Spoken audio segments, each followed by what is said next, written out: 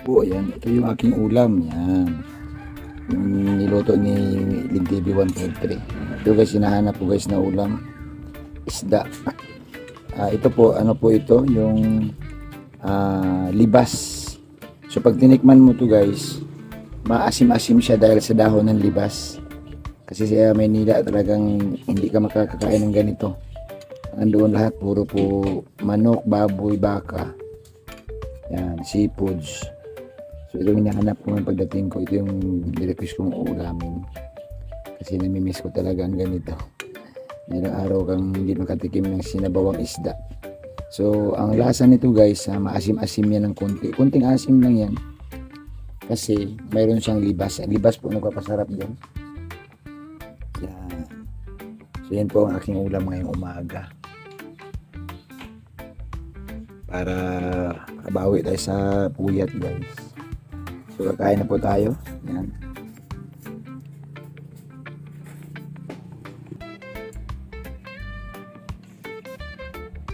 Ito po yung ating sausawan. Kalamansi, sili.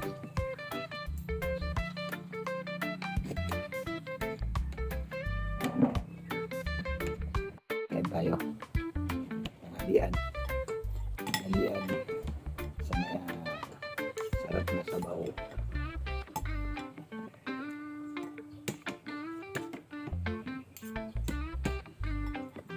Ulo. Ulo to ng yellowfin tuna. Binili ko kanina sa daan kasi masarap yung ganito na umigop ng sinigang. Ay, isda. Sarap. Yan. Ako mo sa lasa. Sa sinigang mo na isda. Sarap talaga pag sabaw. Kaya pa dito lang kami sa bukid guys, puro na isda. Nagbababoy din, puro bihira.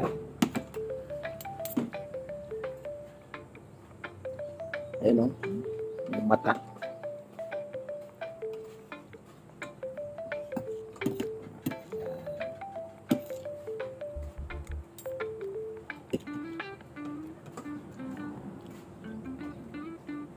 Itong Live yan?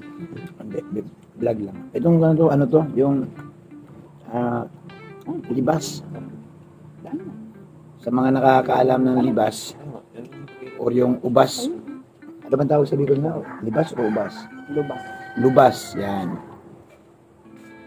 Sa amin naman sa Bisaya, tawag niyan libas. Pero doon sa Bisaya guys, hindi ito masyadong ginagamit nito hindi madalas, pero nung nandito na ako sa Bicol, masarap pala siya, panghalo talaga sa mga nilaga, mga buto-buto, sa isda. Yan. Ano siya, champion siya sa isda guys. Tapos may susawan kang tuyo kalamansi na may sili. Ay.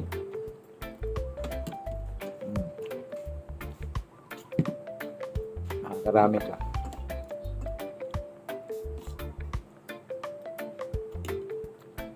Matagatak na yung pawis ko. Hi, that's fine.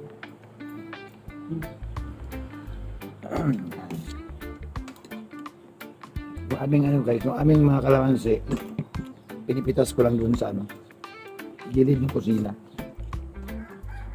Kasi may mga tinanim na po si Lintibi dyan mga kalamansi at ngayon po nagbubunga na siya. So, konti-unti, hindi na kami nabili ng kalamansi sa palengke. So, itong daon na ito, kinakain talaga ito. Itong libas. Masarap kasi siya, mabango.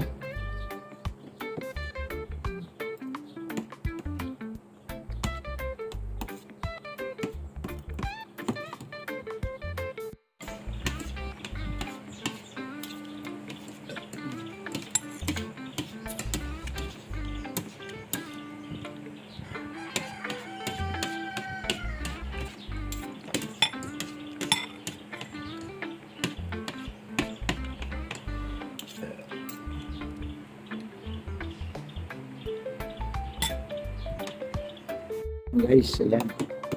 Nakarami tayo ng kain. Ako ang naiwan sa lamesa. Kasi, ninamnam ko yung sarap ng sinigang. Sinigang na ilupin tuna. Kakanya-kamay ko na lang. Hindi kasi ako nakatikim ito sa Manila. Andun kasi sa Manila guys, di ba, puro karne. Luto doon kasi ang luto doon mga high grade na eh. Hindi kagaya dito sa probinsya na simple-simple luto lang. Yung lalagyan mo lang ng gulay, ayos na.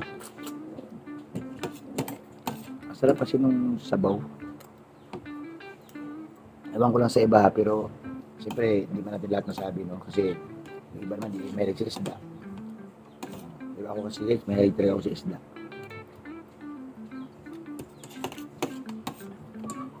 Basta't ganito, gilapin tuna, ang sarap. Pangsabawin talaga siya. At na ang una kong kinukuha guys, yung ulo.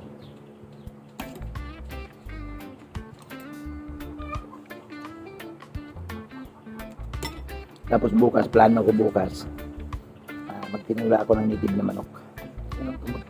Pumuputak-putak sila doon, ang dami nila. Buwasan natin bukas ng isa. Yan, bukas yan. Bukas ka na lang ha. Pasyal mo na kayo dyan, bukas ko na kayo hulihin.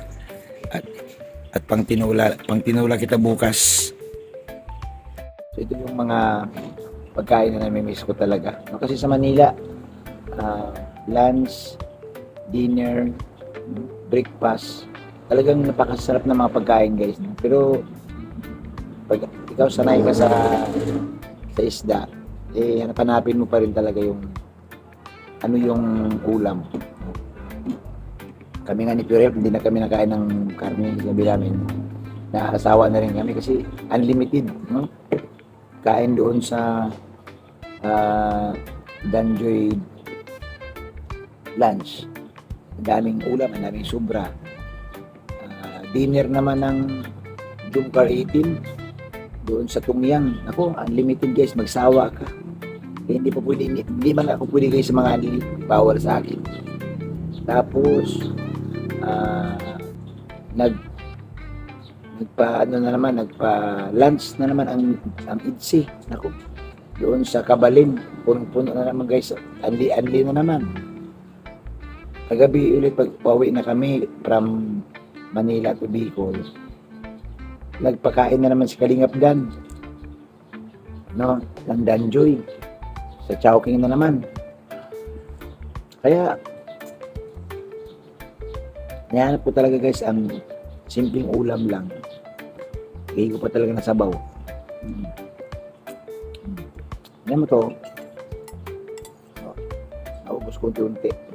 Kinakain ko yung dahon. Yung sarap oh. Grabe.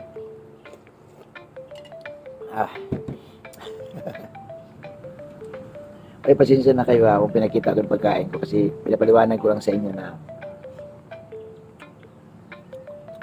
na-miss ko talaga ang isda. Sinigang na isda. Yung bang iba kaya ang sinigang dito guys, yung sinigang dito na organic, mga daon-daon lang sa gilid-gilid ng bahay.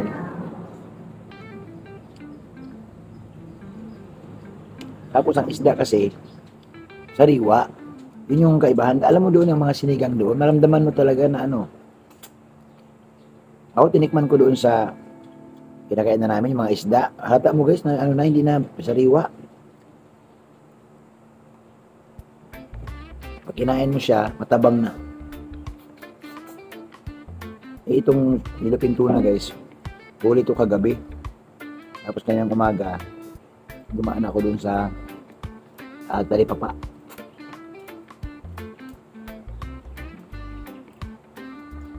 Ganito ako guys kumain, basta ako lang mag-isa. Ay, himay-himay ko talaga yan.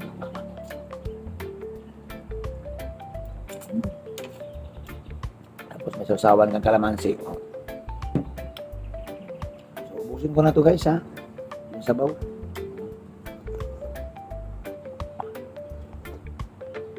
Abangan nyo guys sa akin susunod na upload yung ikukwento ko sa inyo yung paghatid ko sa mga angels.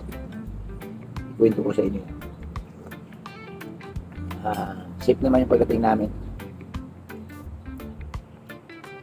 Susunod na vlog na po yan. Mamaya gabi. May sukas-sukas. May hilig ako talaga sa sinigang. Sinigang na isda ang hilig ko na organic na pagkaluto. Ibang kamatis, buwas kamatis lang. Tapos daon-daon.